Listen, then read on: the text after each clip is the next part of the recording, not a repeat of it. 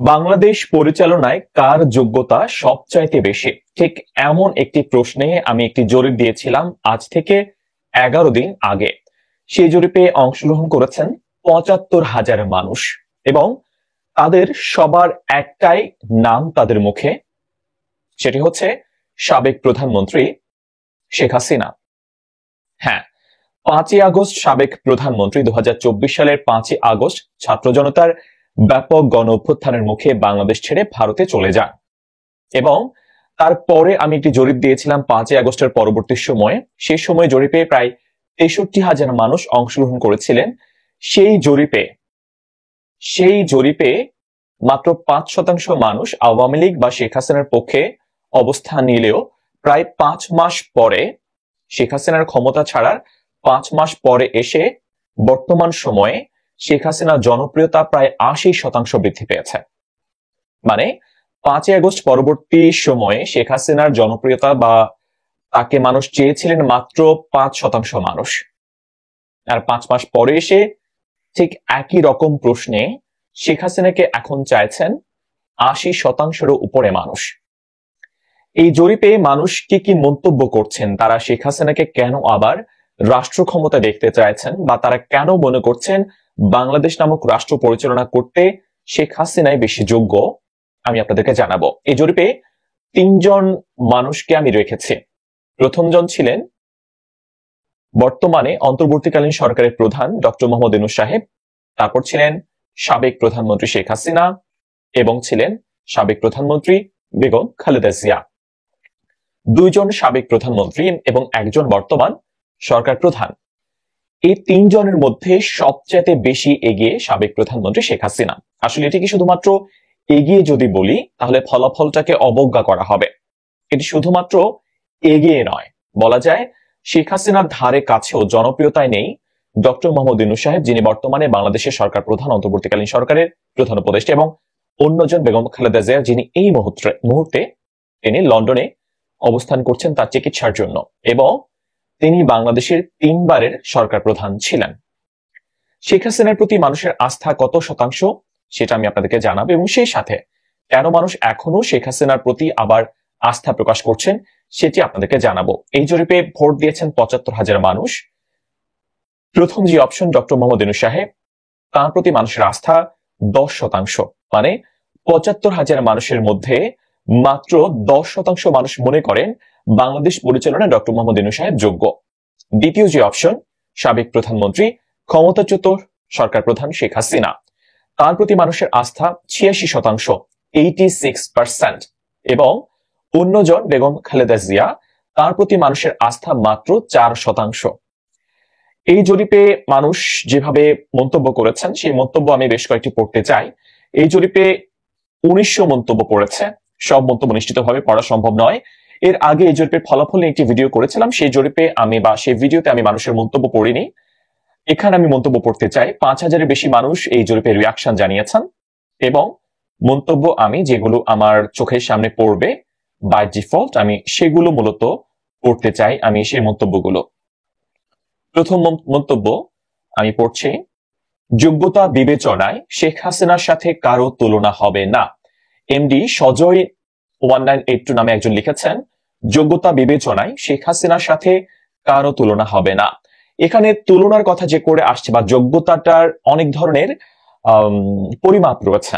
পড়াশোনার যোগ্যতা, নাকি নেতৃত্ব দেওয়ার যোগ্যতা, নাকি প্রভাব বিস্তারের যোগ্যতা, অনেকগুলো যোগ্যতার মাপকাঠি রয়েছে, নাকি একাডেমিক যোগ্যতা।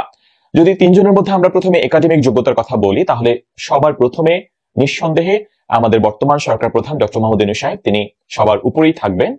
তার যে পরিমাণ যোগ্যতা, দেশে বিদেশে একাডেমিক, তিনি যে পরিমাণ ডক্টরেট ডিগ্রি অর্জন করেছেন বা আন্তর্জাতিক স্বীকৃতিও যদি আমরা হিসেব করি তাহলে ডক্টর মোহাম্মদ ইউনূস সাহেবের ধারে কাছেও নেই শেখ হাসিনা এবং খালেদা জিয়া। পড়াশোনার যোগ্যতায় প্রথমে ডক্টর মোহাম্মদ ইউনূস সাহেব থাকবেন, দ্বিতীয়ত শেখ হাসিনা থাকবেন, এবং সবার শেষে থাকবেন বেগম খালেদা জিয়া। এটা ছাড়া যদি আমরা বলি যে নেতৃত্বের যোগ্যতা, সেই নেতৃত্বের যোগ্যতায় আমি শেখ হাসিনাকে এবং বেগম খালেদা জিয়াকে এগিয়ে রাখবো। ডক্টর মোহাম্মদ ইউনূস সাহেবকে ঠিক ওইরকম ভাবে আমরা দেখতে পাচ্ছি না তার মধ্যে নেতৃত্বের গুণাবলী খুব প্রকট বা তিনি খুব প্রভাব বিস্তার করতে পারছেন, আমরা দেখতে পাচ্ছি না।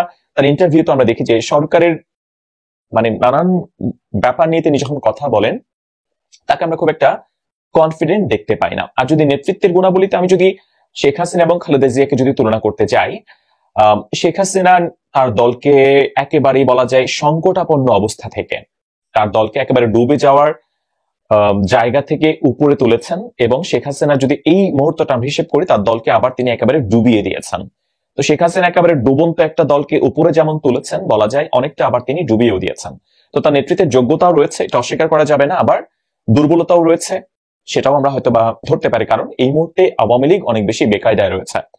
আর যদি আমরা বিএনপির কথা বলি, বেগম খালেদা জিয়া তিনিও অনেকটা বিপদসংকুল একটি রাজনৈতিক দল, কারণ প্রতিষ্ঠাতা জিয়া রহমানের মৃত্যুর পরে একজন গৃহবধূ থেকে তিনি তার দলকে ক্ষমতা শিখরে নিয়ে গিয়েছেন এবং বাংলাদেশের প্রথম মহিলা প্রধানমন্ত্রী হয়েছেন। যদিও তারপরে আমরা দেখেছি 96 সালে তিনি অনেকটা বিনা ভোটে নির্বাচন করেছেন, তাকেও ক্ষমতা পদত্যাগ করতে হয়। যদিও শেখ হাসিনার মতো দেশ ছেড়ে চলে যেতে হয়নি, কিন্তু তাকেও ক্ষমতা ত্যাগ করতে হয়েছে বিরোধী দলের আন্দোলনের মুখে।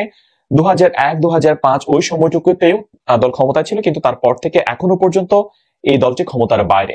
যদিও তিনি অনেক বছর ধরেই তিনি কারাগারে ছিলেন, কারাবন্দী ছিলেন, এবং এই মুহূর্তে বেগম খালেদা জিয়ার অবস্থানটা দেশের মানুষের কাছে অনেকটাই পজিটিভ। তো বেগম খালেদা জিয়াও ডক্টর মোহাম্মদ ইউনূস সাহেবের থেকেও নিশ্চিতভাবে এগিয়ে থাকবেন।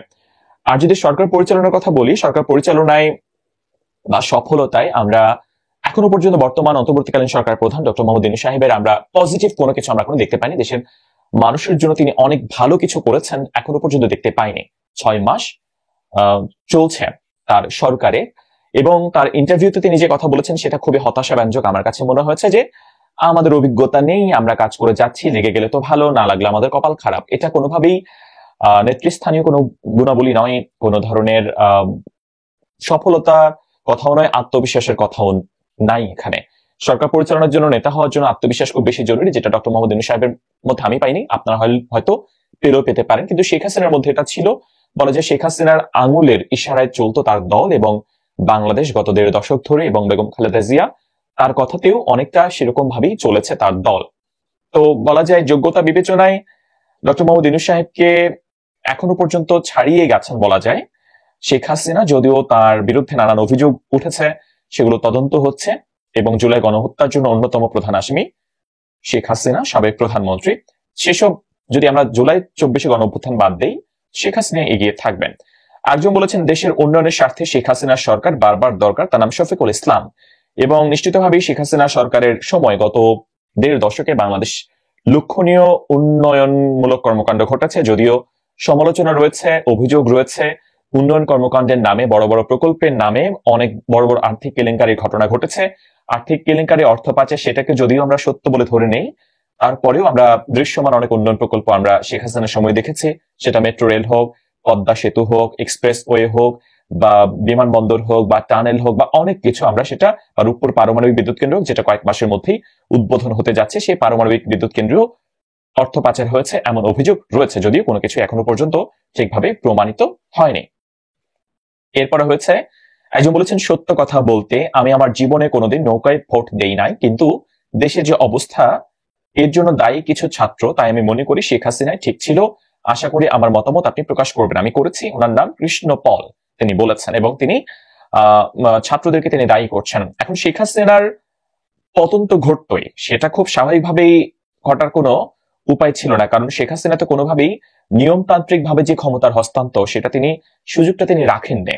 14, 18, 24 পরপর 3টা নির্বাচন তিনি একেবারেই বিরোধী মতকে উপেক্ষা করে একদলীয় ভাবে অনেকটা তিনি নির্বাচন অনুষ্ঠান করেছেন। 14তে বিরোধী দল আসেনি, 24-এ আসেনি, 18-তে এসেছিল, তারা বিনা নিশিরাতের ভোটে নির্বাচিত হয়ে গেছে আওয়ামী লীগের লোকজন, তেমন অভিযোগ রয়েছে। তো তার পতন ঘটতই, সেটা যে কোনো ভাবেই হোক না কেন, মানে এরকম ভাবে অনিয়মতান্ত্রিক ভাবেই ঘটতো। তো সেটাই ঘটেছে। এখন বর্তমানে ছাত্রদের যে সরকার, সেই সরকার যদি ভালোভাবে রাষ্ট্র পরিচালনা করতে পারে, তখন হয়তোবা শেখ হাসিনার প্রতি মানুষের যেই তিনি যে উন্নয়ন করেছেন সেই ব্যাপারগুলো হয়তো ওরকম ভাবে প্রভাব ফেলতো না। কিন্তু দেখা যাচ্ছে শেখ হাসিনা পরবর্তী প্রায় 6 মাস চলছে, বাংলাদেশ এখনো ওরকম ভাবে পজিটিভ কোনো কিছু আমরা দেখতে পাচ্ছি না। এখন আইন শৃঙ্খলা পরিস্থিতি ঠিক হয়নি, দ্রব্যমূল্য নিয়ন্ত্রণে আসেনি। হ্যাঁ, শীতের সবজির দাম কম, সেটা প্রতি সরকারের সময় শীতকালীন সবজির দাম কমে যায়, কারণ এখন সবজির মৌসুম। এটা ছাড়াও আমরা দেখতে পাচ্ছি প্রায় সবকিছুতে ভ্যাট বাড়ানো হয়েছে। তো সব মিলিয়ে আসলেই পজিটিভ কোনো কিছু আমার চোখে এখনো পর্যন্ত পড়েনি। একজন বলেছেন, আমি আমার জীবনের প্রথম ভোট শেখ হাসিনাকে দিব ইনশাআল্লাহ। তার নাম এমডি শাহরিয়ার আহমেদ শাহিন, তিনি বলেছেন তিনি ভোট দিতে চান। আরেকজন লিখেছেন, আমি প্রচুর আওয়ামী লীগ তথা শেখ হাসিনা সমালোচনা করেছি, কিন্তু আমি একজন মুক্তিযুদ্ধের পক্ষের মানুষ হিসেবে এবারে ভোট নৌকাতে দেব। ছাত্ররা আমাদের আবেগ নিয়ে খেলেছে, ওদের শিক্ষা দেব। এখানে একটা বিষয় রয়েছে, অনেক মুক্তিযোদ্ধা পরিবারের সন্তান, অনেক আওয়ামী বিরোধী মানুষ যারা আওয়ামী লীগের বিরুদ্ধে কথা বলেছেন, সংগ্রাম করেছেন, আন্দোলন করেছেন শেখ হাসিনার বিরুদ্ধে, কিন্তু তারা মুক্তিযুদ্ধের পক্ষের।